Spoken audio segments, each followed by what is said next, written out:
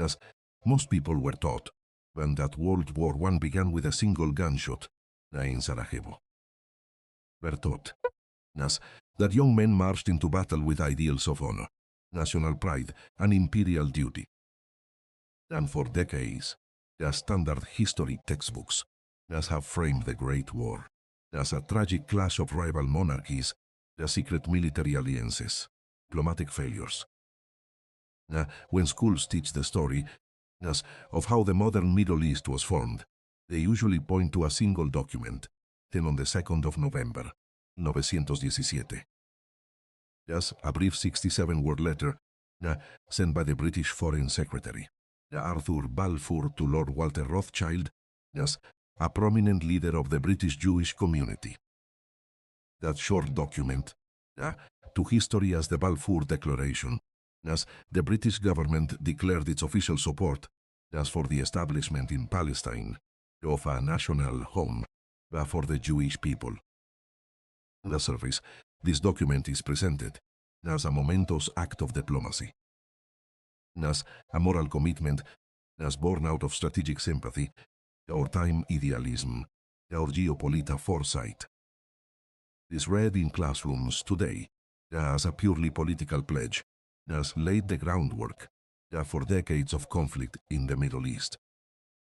But if you look closely at the historical record, a troubling question begins to emerge.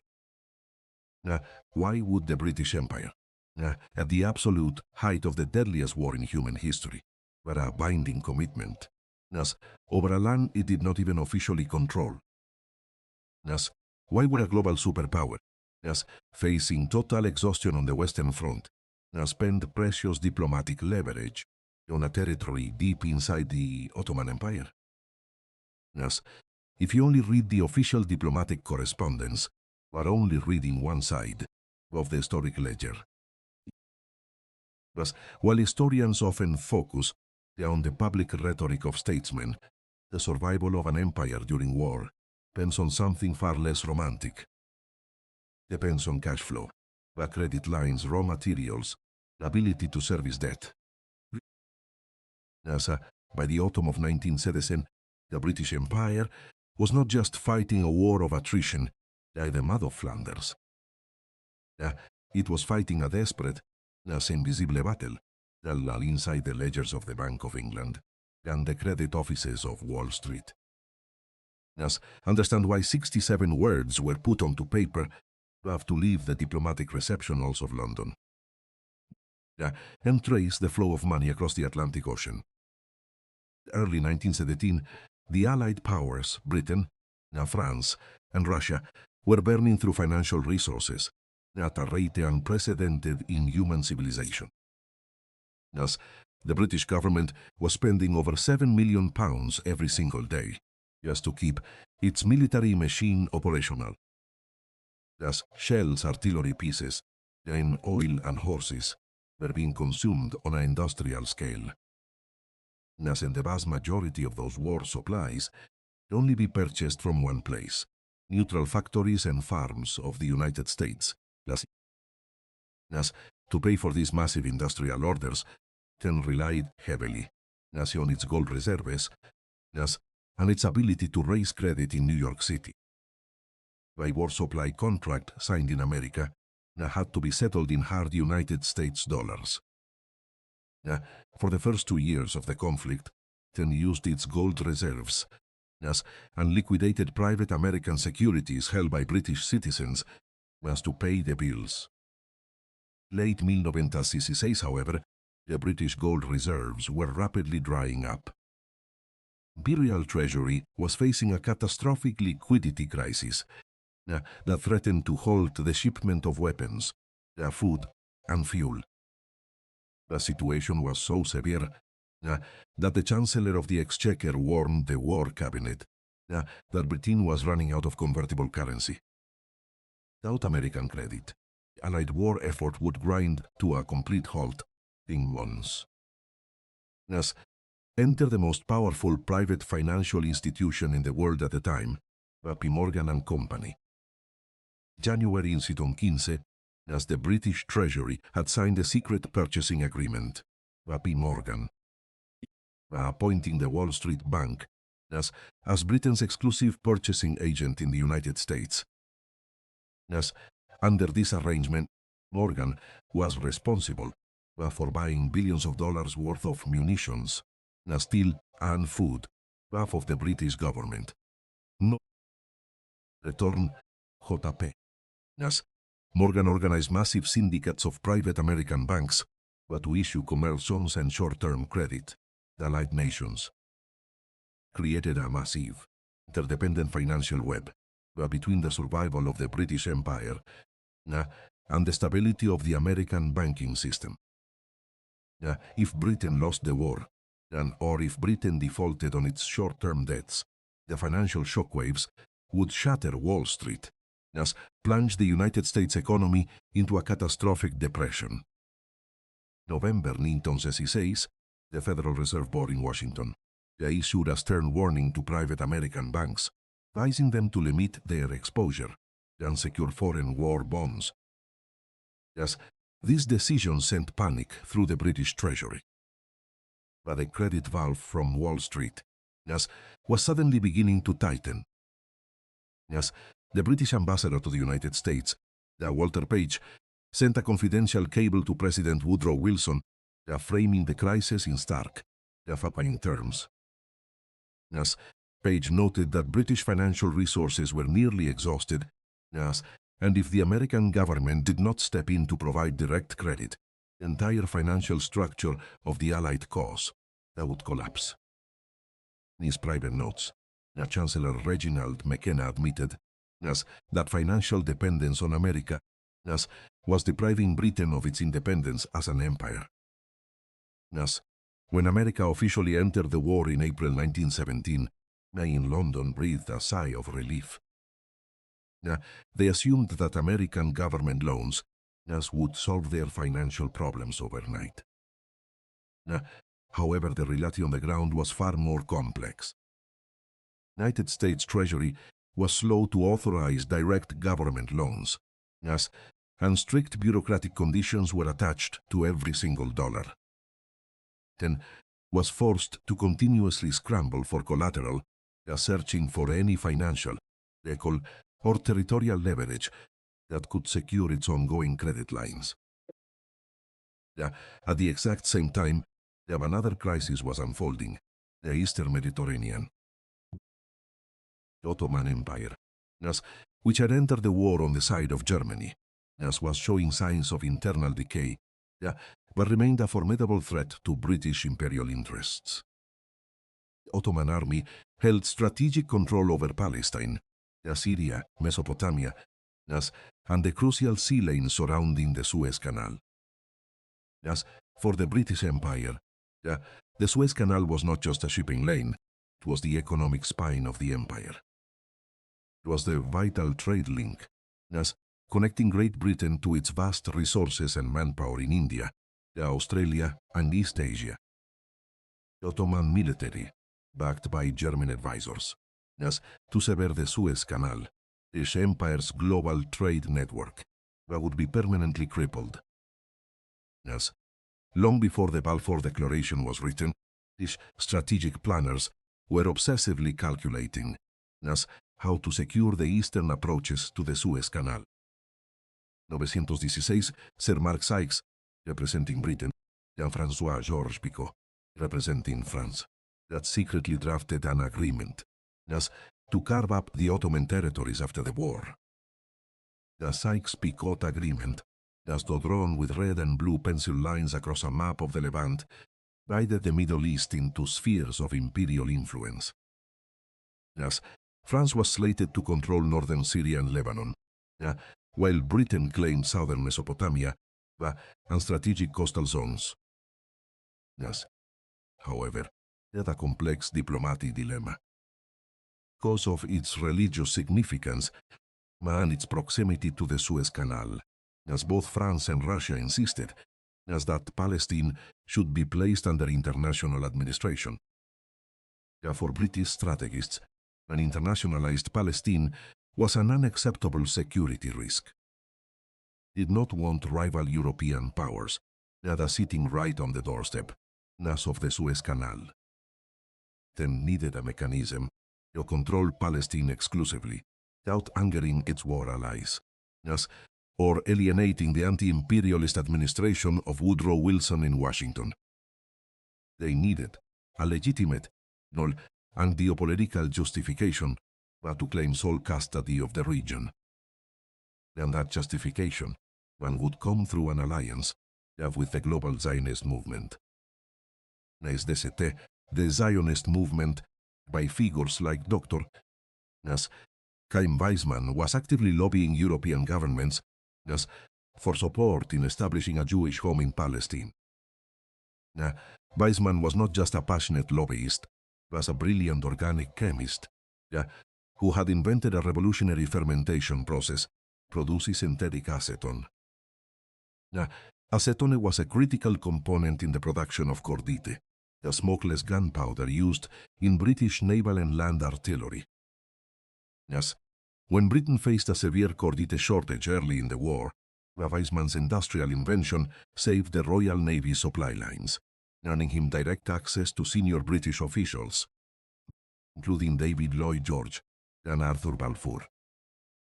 Weizmann understood that in the brutal calculus of wartime politics, moral arguments alone were rarely enough. Present Zionism to the War Cabinet, not merely as a national dream, as a strategic asset for the British Empire.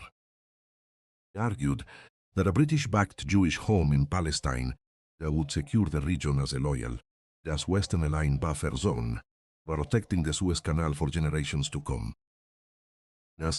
More importantly, senior British officials began to convince themselves that issuing a pro-Zionist declaration unleashed a massive wave of political and financial support, from influential Jewish communities, both the United States and revolutionary Russia. The summer of 1997, Russia was on the verge of total collapse. But the Tsar had been overthrown, and the new provisional government was struggling to keep Russian armies in the trenches. This intelligence wrongly believed that key figures in the Russian revolutionary movement could be persuaded by a Zionist pledge to keep Russia active on the Eastern Front. Simultaneously, British officials believed that winning the enthusiasm of prominent American Zionists exert pressure on President Wilson to accelerate loan disbursements and expedite the deployment of American troops to Europe. This was a call by men who were desperate to hold together a crumbling international war coalition. Inside the British War Cabinet, the discussions surrounding the Balfour Declaration were dominated by military survival, financial leverage, and imperial preservation. When the cabinet met in October 1917, the Prime Minister David Lloyd George explicitly framed the issue around international influence and competitive advantage. He warned his colleagues that the German government was also preparing a similar declaration over global Jewish support. Britain did not act first. Germany would capture the strategic initiative in the Middle East and gain the political goodwill of powerful financial networks in neutral nations. The choice for Britain was not between action and inaction. It was a race to secure a geopolitical asset. 4 rival powers could seize it. The moral phrasing of the document was carefully crafted by civil servants to appease multiple conflicting interests. Every single word was weighed, not to provide clarity for the future inhabitants of Palestine, but to maintain maximum ambiguity for the British government. The document promised support for a national home, a vague term with no legal definition in international law. It explicitly avoided using the word state.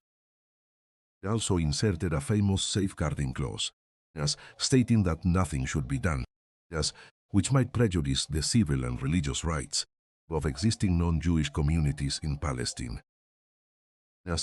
At the time the letter was written, native Arab population of Palestine, up over 90% of the inhabitants.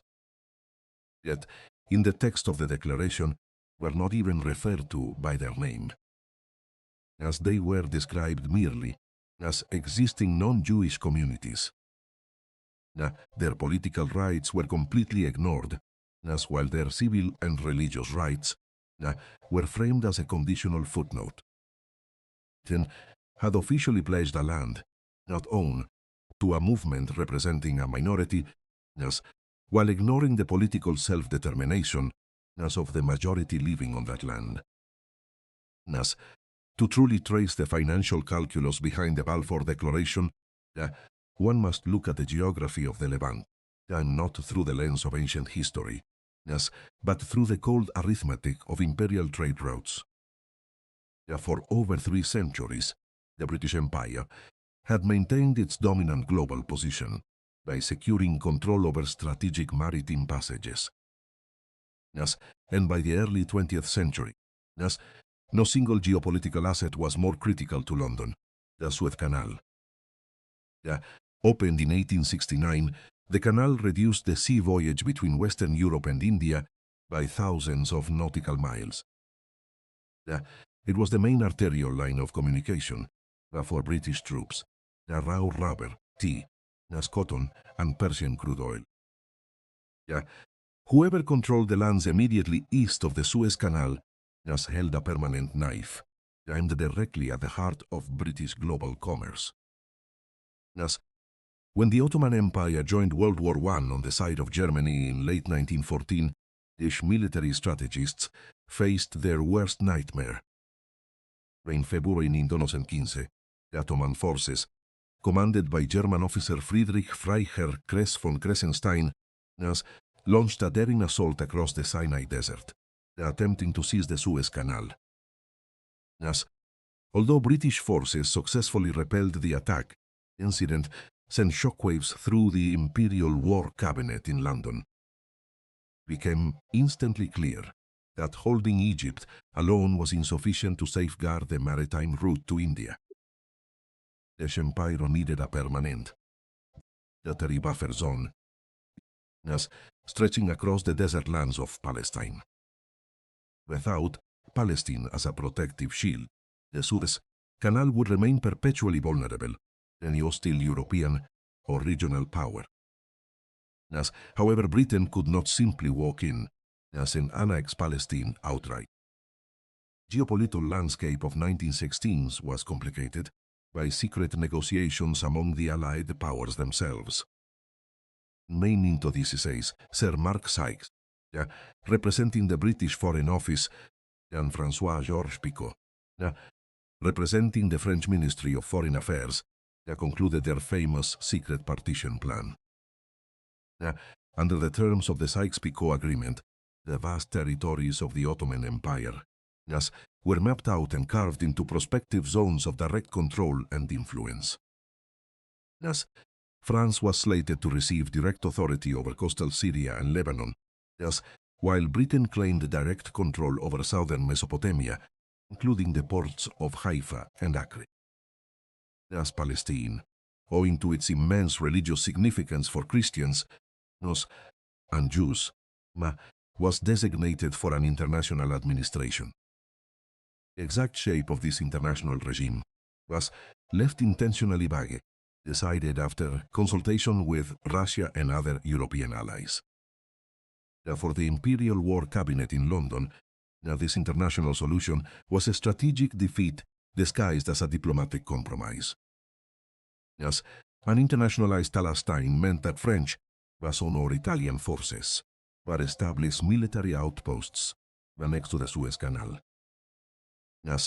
Furthermore, British commercial interests, including future oil pipelines running from the rich fields of Mosul to the Mediterranean coast, demanded exclusive control over Palestinian ports.